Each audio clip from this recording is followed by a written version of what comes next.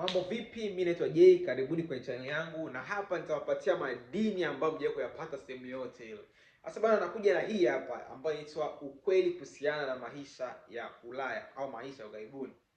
Watu wengi sana wanaishi Ulaya hawaambii kwamba maisha ya Ulaya yakoje. Wengi sana wanaficha, hawataki kuongea ukweli, lakini mimi hapa nitakusanua wewe ambao unatamani kuja Ulaya, wewe ambaye upo Afrika, unapenda kujua maisha ya Ulaya, basi mimi nitakusanua kabisa ndani ndani ili uweze kujua uhalisia watu wanaishije Ulaya. Cha kwanza kabisa ambacho nitakianza ni kwamba Ulaya watu wanaishi kwa upweke sana.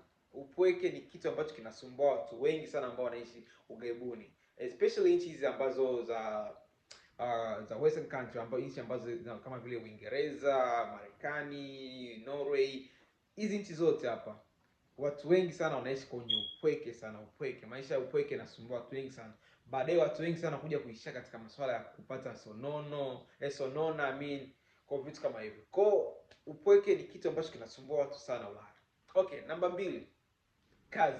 Huku Ulaya bana, watu wanafanya kazi mchana kutwa au usiku kutwa, wengine hawalali kabisa, wanafanya kazi mbili nini. Kwa ndio maisha ambayo watu wengi sana wanaishi Ulaya, na watu wengi sana wanafanya kazi ambazo hawazikubali. Hawajao kuambia cheki, mimi nakwambia watu wengi ambao wanaishi Ulaya, Marekani, sijui wapi, wanafanya kazi ambazo hawazikubali. Wanatamani kuziacha, lakini ndio hivyo, wataishije? Maana huku Ulaya kila kitu ni pesa. Kulala ni pesa, kuamka ni pesa, yani sijui gari unalipia insurance ambayo pia ni bei ghali sana. Nchi kama za Marekani ni nchi ambazo ni bei ghali sana, vitu vinakuwa ni expensive sana. So chengine ambacho watu hawaambii, Ulaya bana, huku hakuna kwamba huyu ni ndugu yangu atanisaidia kwenye shida. No, kila mtu ana matatizo yake, kila mtu ana matatizo yake. Kwa watu hawaishi katika ujamaa hakuna kabisa. Unaweza kufanya hata mwaka mzima haupati mtu ambaye mtapiga story kama vile Bongo. Unaweza kwenda sehemu ukutana kijiweni, ukutana na watu ambao hawafahamu, mkapiga story. Ulaya hakuna vijiwe mzee. Huku Ulaya hakunaga vijiwe. Yaani huku Ulaya ni kuishi maisha kama wewe mwenyewe, yaani maisha yako yanakutegemea wewe mwenyewe. Ndio maisha Ulaya yalivyo.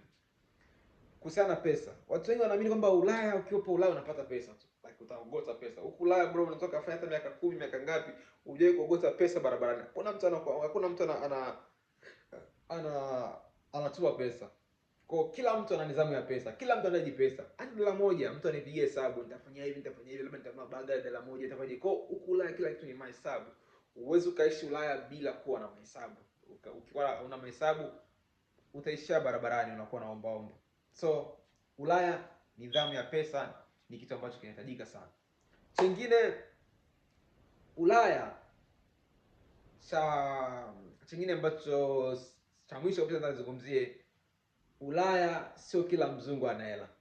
Kuna wazungu wengine malahoi kabisa, wala nje. So usidanganye kwamba sijui ni mzungu ana hela, sio hivyo. Hiyo ni mafikiri ya Kiafrika. Hayo ndio ya leo. Baadaye nakuja next time na nyingine kubwa kabisa. Usikose kulike na kusubscribe channel yangu. See you next time.